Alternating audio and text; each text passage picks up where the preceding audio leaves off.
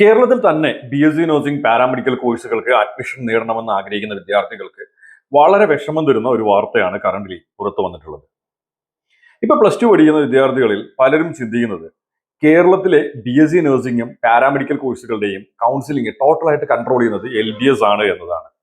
പക്ഷേങ്കിൽ എൽ.ബി.എസ് കൂടാണ്ട് 5 private management associations കേരളത്തിൽ അവൈലബിൾ ആണ് ബി.എസ്.സി നഴ്സിംഗിന്റെയും പാരാമെഡിക്കൽ കോഴ്സുകളുടെയും കൗൺസിലിംഗ് കൺട്രോൾ ചെയ്യാനായിട്ട്. ഇപ്പൊ കറന്റ്ലി സംഭവിച്ചിരിക്കുന്നത് പറഞ്ഞു കഴിഞ്ഞാൽ ഗവൺമെന്റ് ഈ 5 പ്രൈവറ്റ് മാനേജ്മെന്റ് അസോസിയേഷനുകളോടും GST അടയ്ക്കണമെന്നുള്ള ഒരു കാര്യം അറിയിച്ചിട്ടുണ്ട്. സോ GST തുകയുടെ ഏകദേശം കോടിക്കണക്കിന് രൂപയാണ് ഇവര് പുതുതായിട്ട് അടയ്ക്കേണ്ടി വരിക. സോ ഈ ഒരു സാഹചര്യത്തിൽ ഈ 5 പ്രൈവറ്റ് മാനേജ്മെന്റ് അസോസിയേഷനുകളും ഈ വർഷം മുതൽ ഓപ്പറേഷൻ സ്റ്റോപ്പ് ചെയ്യാനായിട്ട് പോവാണ്. സോ ഇനി മുതൽ ഈ പ്രൈവറ്റ് മാനേജ്മെന്റ് അസോസിയേഷൻസിന്റെ അണ്ടറിൽ ഉണ്ടായിരുന്ന കോളേജുകളിൽ അഡ്മിഷൻ നേടാനായിട്ട് സ്റ്റുഡൻസ് ഇൻഡിവിജ്വൽ ആയിട്ട് ആപ്ലിക്കേഷൻ കൊടുക്കേണ്ടതായിട്ട് വരും. സത്യത്തിൽ ഇതൊരു വലിയ പ്രോബ്ലം ആണ്. നിങ്ങൾ ഈ ഒരു വീഡിയോ ഫുൾ ആയിട്ട് കണ്ടാൽ മാത്രമേ നിങ്ങൾക്ക് ഇതിന്റെ ഒരു ഗ്രാവിറ്റി എന്താണെന്ന് മനസ്സിലാവുകയുള്ളൂ. നമുക്ക് കറന്റ്ലി ഉള്ള പ്രൈവറ്റ് മാനേജ്മെന്റ് അസോസിയേഷൻസിൽ PNC MAC എന്ന് പറയുന്ന അസോസിയേഷൻ ഉണ്ട്. PNC MACന്റെ അണ്ടറിൽ നമുക്ക് 50 നഴ്സിംഗ് കോളേജുകളാണ് വരുന്നത്. പിന്നെ വരുന്നതെന്ന് പറഞ്ഞു കഴിഞ്ഞാൽ AMCS FNCK എന്ന് പറയുന്ന അസോസിയേഷൻ ഉണ്ട്. ANCS FNCKയുടെ അണ്ടറിൽ 34 നഴ്സിംഗ് കോളേജസ് വരുന്നുണ്ട്. സോ ഈ രണ്ട് അസോസിയേഷന്റെ അണ്ടറിലായിട്ട് 84 നഴ്സിംഗ് കോളേജസ് ഉണ്ട്. ഈ 84 നഴ്സിംഗ് കോളേജുകളും BSc നഴ്സിംഗ്, MSc നഴ്സിംഗ്, അതുകൂടാണ്ട് ജനറൽ നഴ്സിംഗ് കോഴ്സസ് ആണ് എന്ത് ചെയ്യുന്നത്, പ്രൊവൈഡ് ചെയ്യുന്നത്. പിന്നെ CPAS എന്ന് പറയുന്ന അസോസിയേഷന്റെ അണ്ടറിലായിട്ട് നമുക്ക് 8 പ്രൊഫഷണൽ കോളേജസ് വരുന്നുണ്ട്. അതുകൂടാണ്ട് SPMA എന്ന് പറയുന്ന അസോസിയേഷന്റെ അണ്ടറിലായിട്ട് 18 പാരാമെഡിക്കൽ കോളേജസ് ഉണ്ട്. ദെൻ FPCMA എന്ന് പറയുന്ന അസോസിയേഷന്റെ അണ്ടറിലായിട്ട് എന്തുണ്ട്, 4 ഫിസിയോതെറാപ്പി കോളേജസ് ഉണ്ട്. അതായത് നമ്മൾ ടോട്ടൽ ആയിട്ടുള്ള കോളേജസിന്റെ എണ്ണം കേരളത്തിലുള്ള BSc നഴ്സിംഗ് പാരാമെഡിക്കൽ കോളേജസിന്റെ എണ്ണം എടുക്കുകയാണെങ്കിൽ ഏകദേശം 25 മുതൽ 30% കോളേജസിന്റെ സീറ്റ് ഫില്ല് ചെയ്യുന്നതെന്ന് പറഞ്ഞു കഴിഞ്ഞാൽ ഈ അസോസിയേഷൻസ് വഴിയാണ്. സോ ഈ അസോസിയേഷൻ വഴിയുള്ള അഡ്മിഷൻസ് സ്റ്റോപ്പ് ചെയ്യുകയാണെങ്കിൽ സ്റ്റുഡൻസ് എന്ത് ചെയ്യേണ്ടി വരും, ഈ കോളേജുകളെല്ലാം സെപ്പറേറ്റ് ആപ്ലിക്കേഷൻ കൊടുക്കേണ്ടതായിട്ട് വരും. സെപ്പറേറ്റ് ആപ്ലിക്കേഷൻ കൊടുക്കുന്ന ഒരു സാഹചര്യത്തിൽ എല്ലാ കോളേജിനും സെപ്പറേറ്റ് ആയിട്ട് സ്റ്റുഡന്റ് ആപ്ലിക്കേഷൻ ഫീ കൊടുക്കേണ്ടതായിട്ട് വരും. നേരത്തെ ആണെങ്കിൽ കേരളത്തിലുള്ള പാരാമെഡിക്കൽ നഴ്സിംഗ് കോളേജുകളുടെ അഡ്മിഷൻ LBS വഴി ആയാലും അല്ലെങ്കിൽ പ്രൈവറ്റ് മാനേജ്മെന്റ് അസോസിയേഷനുകൾ വഴി ആയാലും വളരെ മെറിറ്റ് അടിസ്ഥാനത്തിലാണ് നടന്നിട്ടുണ്ടായിരുന്നത്. പിന്നെ ഇത്തവണ സെൻട്രലൈസ്ഡ് ആയിട്ട് നഴ്സിംഗിന് എൻട്രൻസ് നടത്തണമെന്നുള്ള ഒരു റൂൾ വന്നതുകൊണ്ട് മേ ബി നഴ്സിംഗിന്റെ അഡ്മിഷൻ എൻട്രൻസ് ത്രൂ നടക്കാനായിട്ടുള്ള സാധ്യത കാണുന്നുണ്ട്. അങ്ങനെയാണെങ്കിൽ നഴ്സിംഗിന്റെ കാര്യത്തിൽ ഒരു പ്രോബ്ലം വരുന്നില്ല.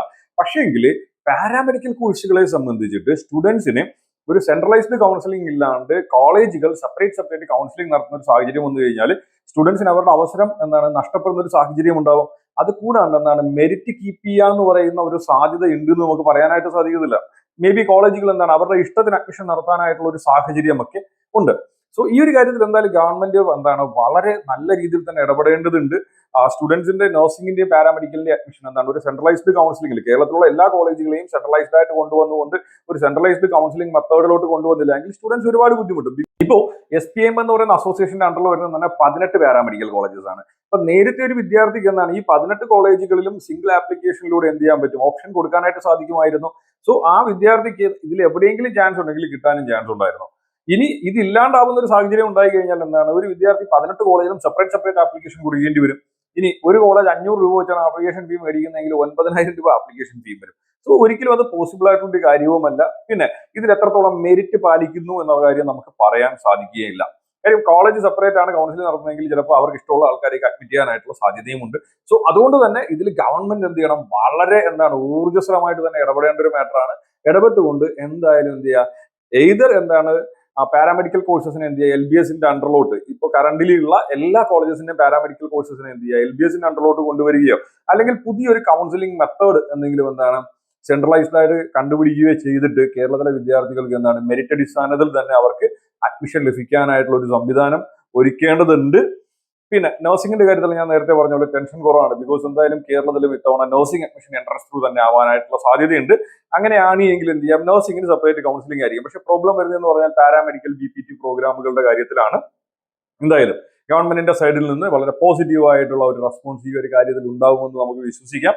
സോ കേരളത്തിലെ പാരാമെഡിക്കൽ കോഴ്സസിന്റെ അഡ്മിഷനുമായി ബന്ധപ്പെട്ടും അത് കൂടാണ്ട് നഴ്സിംഗ് കോഴ്സസിന്റെ അഡ്മിഷനുമായി ബന്ധപ്പെട്ട് നമ്മൾ അപ്ലോഡ് ചെയ്യുന്ന വീഡിയോസ് വളരെ വേഗത്തിൽ നിങ്ങൾക്ക് കിട്ടാനായിട്ട് മറക്കാതെ എന്ത് ചെയ്യുക, യൂട്യൂബ് ചാനൽ സബ്സ്ക്രൈബ് ചെയ്യുക. അപ്പോൾ പുതിയൊരു വീഡിയോയിൽ നല്ലൊരു അടിപൊളി ടോപ്പിക്കുമായി കാണുന്നവരേക്കും എല്ലാ കൂട്ടുകാർക്കും ബൈ ബൈ.